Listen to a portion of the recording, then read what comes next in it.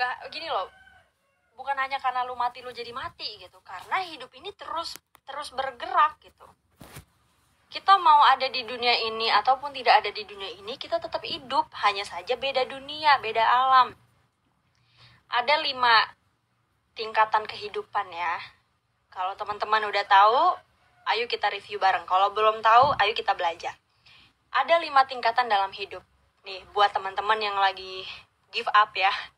Buat teman-teman yang lagi give up, buat teman-teman yang lagi ngedown, buat teman-teman yang lagi capek sama hidup, dengerin. Ada 5 tingkatan dalam hidup. Yang pertama itu alam ruh. Ya, yang pertama apa? Alam ruh. Yang kedua apa? Ada yang tahu? Yang tahu komen, oke? Ada 5 tingkatan dalam hidup. Yang pertama alam ruh. Yang kedua, ada yang tahu nggak? Yang kedua itu alam rahim. Jadi ketika kita di kandungan, ya, itu alam rahim. Masuk ke usia kandungan sekitar 4 bulan, kalau nggak salah ya, gue lupa ya. Itu baru ditiupkan ruh ke dalam kandungan ibu kita, sehingga kita jadi hidup gitu. Yang pertama alam ruh, yang kedua alam kandungan, alam rahim, yang ketiga apa? Alam dunia. Sekarang nih kita lagi ada di alam dunia nih, kita udah melewati 2 kehidupan. Yang pertama kehidupan alam ruh, ya. Yang kedua kehidupan alam kandungan, alam rahim. Nah sekarang nih kita lagi ada di kehidupan dunia. Abis dari kehidupan dunia, apa lagi? Ada apa lagi? Ada alam akhirat. Alam barzah, maksudnya alam kubur. Di alam kubur, kemudian yang terakhir baru alam akhirat, yang kita tuh kekal di situ. Kita nggak bakal mati lagi, nggak bakal gimana-gimana, ya udah kekal aja gitu. Apa yang kita tuai selama kita hidup di dunia, ya itu yang akan kita rasakan selama kita di alam akhirat nanti. Makanya kita hidup ya emang harus hati-hati, sebab alam akhirat itu kekal. Sekarang kita kalau istilahnya gitu ya, sekarang kita kalau lagi capek sama keadaan, bisa kabur. Kalau di alam akhirat mau kabur kemana lo? Bingung kan lo? Gitu ya.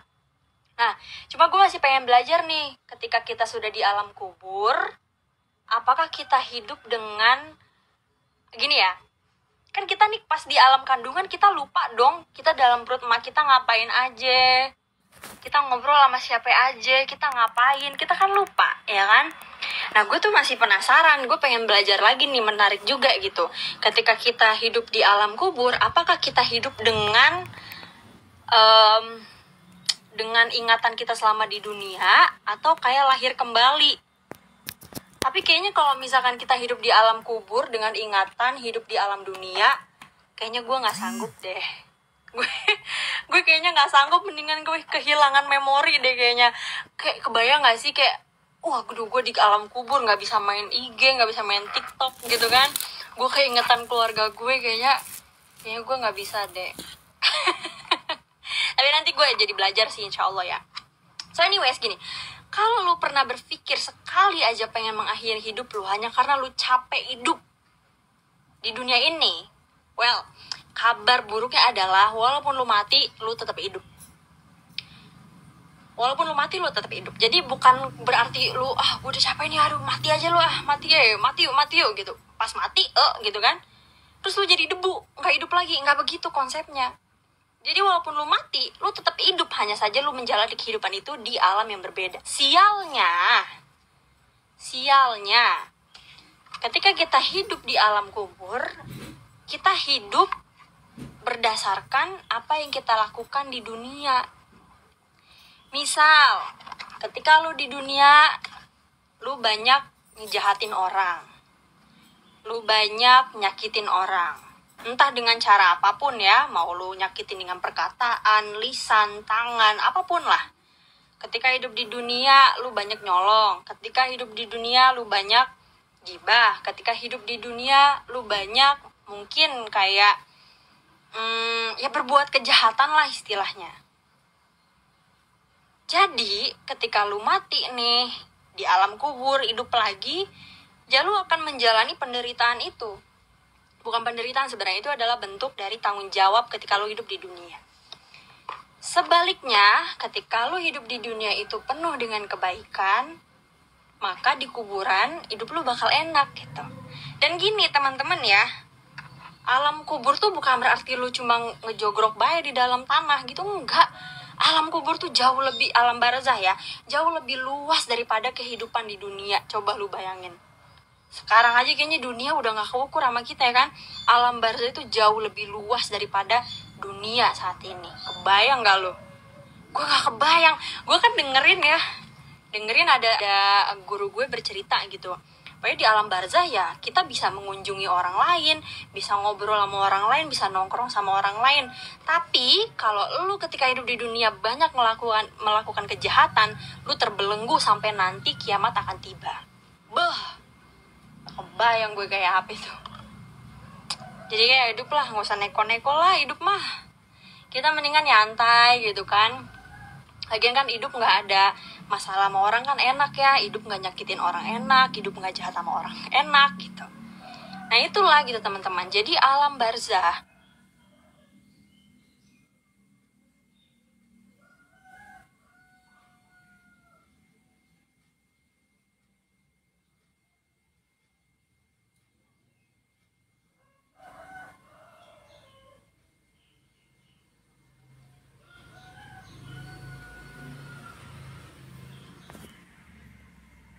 itu jauh lebih luas daripada alam dunia saat ini gitu.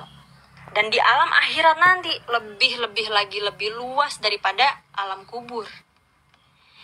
So anyways ya, sebenarnya cuma satu yang perlu kita lakukan ketika kita lagi punya masalah.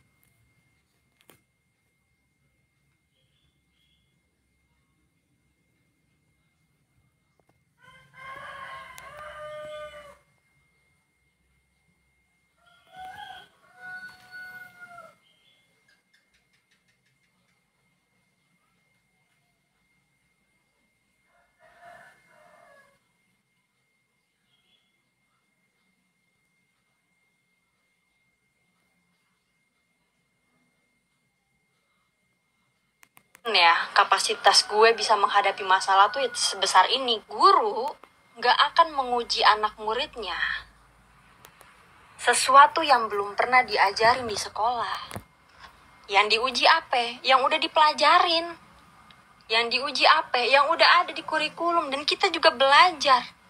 Gak mungkin anak SD dikasih ujian semesternya anak kuliahan gitu kan. Gak mungkin, karena mereka tidak ada di sana. Jadi kalau kita berpikir saat ini kita menjalani ujian yang bukan bidangnya kita, sebenarnya salah juga gitu. Salah. Itu justru momen yang tepat untuk lo menggali tahu nih. Mencari potensi apa sih sebenarnya nih yang gue punya gitu. Apa sih sebenarnya Allah tuh pengen nunjukin dari gue tuh apa gitu. Sebenarnya itu tuh. Cuman banyak orang yang gak sabar. Banyak orang yang gak sabaran. Banyak orang yang justru malah bukannya berlari kepada Allah, lebih dekat kepada Allah, malah berbalik, menjauh, makin jauh, malah benci. Ya udah, nggak ketemu tuh, nggak ketemu hikmahnya apa, nggak ketemu pelajarannya apa, nggak ketemu titik baliknya tuh apa, nggak ketemu konsepnya apa, nggak ketemu. Dari awal jadi udah sehujon duluan sama Allah gitu.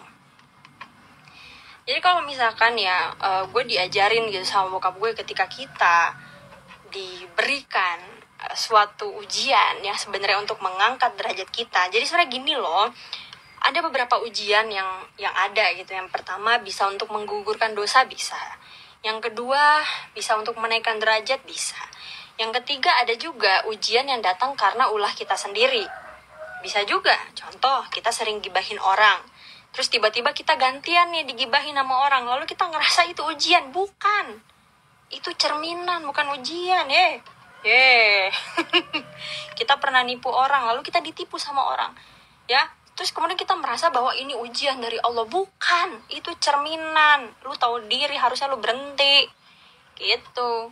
Jadi karena gak semuanya juga. Jadi ketika kita dikasih ujian, evaluasi dulu yang pertama, bener gak nih gue pernah kayak begini nih gitu. Kita disakitin sama orang, kita pikir pernah gak ya gue nyakitin orang. Oh kalau pernah ya udah istighfar.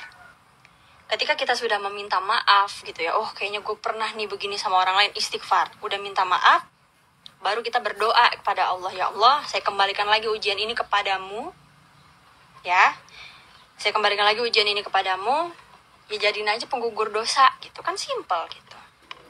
Tapi sebenarnya ya, I get it, gue paham banget gitu ketika kita bener-bener lagi capek, ngerti gak sih capek gitu. Dan mungkin kita mau cerita sama siapapun di dunia ini gak akan pernah bisa relate sama keadaan kita gitu. Bahkan mungkin ada sebagian orang yang capeknya tuh udah di tahap sampai gak bisa cerita lagi sama siapa-siapa, cuma mendem di sini gitu. Satu hal yang perlu kalian tahu juga ya, bahwa keberadaan kalian saat ini ya, itu bukannya gak berguna loh, bukannya gak penting. Coba ya kita mikir betapa Allah tuh punya niat dan maksud yang baik banget buat kita dengan adanya kita di sini gitu ya.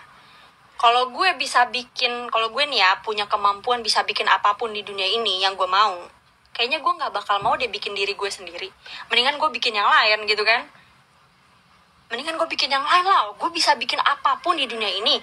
Gue bisa bikin manusia yang kira-kira bisa bikin satu dunia yang isinya tuh orang kaya semua gitu kan, terus soleh semua, agamanya Islam semua, kan bisa aja gue kayak begitu kan. Orang gue punya kemampuan itu, katakanlah gitu ya. Kalau gue punya kemampuan, maaf nih ya, bukan maksudnya gimana, kalau gue punya kemampuan seperti kemampuannya Allah, mungkin gue gak akan milih untuk menciptakan diri gue sendiri. Tapi hebatnya Allah adalah Allah memilih kita untuk ada di dunia ini. Artinya apa? Kamu itu spesial. Kamu itu istimewa. Kalian tuh istimewa. Kalian dipilih sama Allah untuk ada di dunia ini. Dan itu nggak gini loh, kayak semuanya itu terperinci gitu. Allah kan maha teliti. Kan ada di Al-Quran. Allah tuh maha mengetahui, maha bijaksana, maha teliti, termasuk keberadaan kalian aja tuh sama Allah di absen. Wah, nih ada nih yang namanya Wirda, ada nih yang namanya Ayu, ada nih yang namanya Dewi, ada nih yang namanya Adam, ada yang namanya Rosi, ada yang namanya Fatimah. Artinya apa? Ya bahwa keberadaan kalian di sini tuh matters, sangat berarti. Jadi kalau kalian mikir kalian tuh nggak ada artinya, wow. Sampai ada orang yang berani bilang lu gak berguna hidup di dunia ini, wah, itu orang ngalah-ngalahin Allah tuh berarti. Itu orang ngalah-ngalahin Tuhan itu. Orang dari sekian banyak juta, miliar, triliun, billion ciptaan Allah yang ada di muka bumi ini, kita termasuk dipilih menjadi hambanya. Wow. Dan manusia itu ya ciptaan Allah yang paling sempurna. Kita manusia, kita dipilih untuk ada, kita sempurna berdasarkan penciptaan. Tapi kesempurnaan yang paling hakiki, ya, yang paling saklek itu adanya di mana? Ada di keimanan, ada di mana lagi? Ketauhidan, ada di mana lagi? Akhlak, itu yang paling hakiki. Gitu, kesempurnaan itu ada di mana letaknya? Ada di keimanan. Jadi kalau misalnya nih kita udah tahu nih, oke, gue udah dipilih sama Allah, ya berarti kita buletin lagi keimanannya kita sama Dia. Apa ini yang bisa kita lakukan gitu?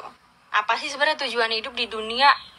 Ya, bukan berarti kita nggak boleh punya impian mau jadi orang kaya, mau punya pesawat jet, mau punya helikopter, mau punya rumah sakit, mau punya hotel. Boleh. Siapa yang nggak ngebolehin? Boleh banget.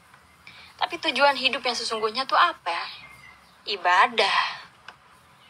Kalau lu pengen punya cita-cita, supaya gini ya, kalau kita, gimana caranya supaya impian kita di dunia ini bisa menjadi impian akhirat juga? Gini caranya. Kayak gue pengen banget, gue bercita-cita pengen punya kampus, ya, pengen punya sekolahan, pengen punya rumah sakit, yang kemudian ketika itu semua sudah ada, ya, gue pengen memfasilitasi anak yatim se-Indonesia. Gue pengen memfasilitasi kemudian janda-janda supaya bisa pada S3, Gue pengen gitu ya memfasilitasi orang-orang yang kurang mampu untuk mendapatkan pendidikan yang setinggi mungkin gitu. Nah itu kan sifatnya jadi akhirat. Jadi tujuan impian kita di dunia ini udah buat tujuan akhirat gitu. Whatever you want lah. Kalian mau punya helikopter, boleh gak sih punya helikopter? Terus ada yang bilang gini, ngapain punya helikopter? Hisapnya susah. Ngapain jadi orang kaya? Hisapnya susah. Yang dihisap itu gak hanya perkara kejelekan, tapi kebaikan pun dihitung. Punya helikopter, tapi dipakai untuk medis misalnya, bisa kan? Kalau ada orang kurang mampu yang membutuhkan pengobatan cepat, penanganan cepat, kita sediain helikopter, bisa nolongin nyawa orang. Lo kok mikirnya cuma buat koleksi doang? Mikirnya cuma buat di Instagram doang? Cetek amat, nggak begitu, jangan. Kalau misalkan kita nih punya impian yang masih kapasitasnya hanya untuk diri kita, itu kecil banget. Kecil banget. Impian yang sesungguhnya itu adalah ya kita berhak dong, kita berhak bahagia, kita berhak menyicipi gitu ya kesuksesan kita sendiri, boleh banget, tapi ingat ya, hidup tidak hanya tentang diri sendiri, ada banyak orang lain yang mesti kita senengin gitu. So anyways, ya kita cuma ngobrol biasa aja guys. Intinya gue pengen menyemangati teman-teman semua yang ngerasa ngedown, yang ngerasa unhappy, ngerasa gak bahagia. You have to be happy. Sebenarnya gini, bahagia tuh hal yang perlu kita perlu berusaha loh untuk bahagia. Makanya gue sih gini, gak apa-apa gak bahagia, yang penting seneng. Gak apa-apa gak bahagia, yang penting seneng. Karena kalau bisa buat bahagia tuh kayaknya, apa ya, bahagia tuh bukan ketika kita bisa punya ini, punya itu, sebenarnya enggak. Bahagia tuh keutuhan dari semuanya gitu loh. Jadi gue mah gak apa-apa gak bahagia, yang penting seneng gitu. Gue seneng ngeliat orang bahagia, gue seneng ngeliat orang bisa makan, gue seneng ngeliat orang bisa nonton live gue seneng banget. Karena gue bisa ngobrol sama kalian bisa dengerin gue. Walaupun kita mungkin gak pernah ketemu sebelumnya, tapi kita bisa ngobrol dengan akrab di sini, saling bertukar pikiran, saling bertukar cerita gitu. Jadi buat teman-teman yang lagi ngedown, semangat. Masih ada banyak hal yang harus kalian lewati di dunia ini. Ingat, hidup itu bukan hanya tentang kesengsaraan aja. Kita juga harus ubah mindset kita. Kalau belum apa-apa, baru memulai tahun, kita udah dirasukin dengan rasa khawatir gitu. Wah, udah 2022 lagi aja ini mah. Sama aja gak ada yang berubah. Tetap aja nih gue susah, tetap aja nih gue gagal, tetap aja gue nih. Kalau kita baru memasuki tahun baru aja dengan kekhawatiran, maka siap-siap kita akan melewati 365 hari dengan ketakutan juga. Tapi kalau kita masuk ke tahun baru dengan spirit yang baru, kita semangat juga, ya maka 365 hari itu akan menjadi kesempatan buat kita. 365 hari itu sama dengan 365 kesempatan, 365 peluang, 365 untuk bangkit lagi, coba lagi. Ya, manfaatkan waktu sebaik mungkin. Nih, 365 ini kalender Wumu nih. Kalau kalian beli Face Miss Wumu nih dapat ini gratis nih. Gue minta desainnya itu di setiap bulannya dikasih ada quotes di sini. Jadi nih kayak New Year, New Me. Asik. Tahun baru, gue yang baru gitu. Terus ada Same Dream, Fresh Start. Dengan impian yang sama tapi dengan langkah yang baru gitu. Terus ada lagi nih bulan Februari. Bulan Februari quotesnya tomorrow will be beautiful. Wih, besok akan jauh lebih indah. Wih. Pokoknya di setiap kalender, setiap bulannya tuh gue taruhin kalimat afirmasi yang baik supaya kita bisa mengawali setiap bulan dengan baik juga. Terus kemudian ada lagi nih, itu kan tadi ya bulan Februari, bulan Maret, life limitless. Asik. Kebanyakan orang ini ya cuma berbicara tentang masa lalu, masa depan, masa lalu, masa depan. Itu aja yang dibahas, tapi jarang ada orang yang berbicara tentang masa kini. Mereka lupa kalau mereka juga hidup di masa kini. So it's not only about the past, it's not only about the future, it's also about the present gitu. Jadi kita harus bisa menghidupi masa kini juga gitu. Mengingat masa lalu kan ya buat apalah, nggak usah diinget-inget, yang ada nyakitin kan. Masa depan juga masih kejauhan, mendingan kita perbaiki aja dari sekarang nih. Kita sekarang-sekarangnya ini, ayo apa yang bisa kita lakuin hari ini. Nah itu yang disebut menghidupi hari ini gitu. Jadi jangan hanya berbicara tentang masa lalu, masa depan, masa kini juga harus kita pertimbangkan. Karena yang akan kemudian menciptakan masa depan kita, menentukan masa depan kita adalah yang kita lakukan sekarang gitu. Ini gue udah kayak bu guru ya, marah-marah mulu. Maret nih, bulan April itu quotes-nya apa, Wir? Bulan April, dream it, believe it, achieve it. Wede. Impiin, percaya sama mimpi itu, kemudian raih mimpi itu. Wow. Jadi tiap bulan selalu disemangatin ya.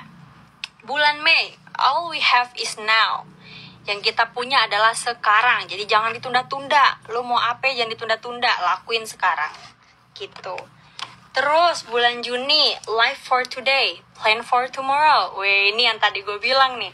Ya, hidup untuk hari ini, untuk merencanakan masa depan. Widih, gitu guys. Terus bulan Juli nih. Bulan Juli goalsnya glow up. Bulan Juli goalsnya glow up guys. Biar sama kayak Face Miss Wumu kan, glow up ya. Terus bulan Agustus. Siapa yang lahir bulan Agustus guys? Ada yang lahir bulan Agustus. Nih ya, gue kan punya adik ada 4 ya. Gue nih 5 bersaudara. Gue 5 bersaudara. Yang lain itu lahir di bulan yang sama. Gue sendiri yang lahirnya tuh beda. Jadi yang lain tuh adik gue yang kedua sama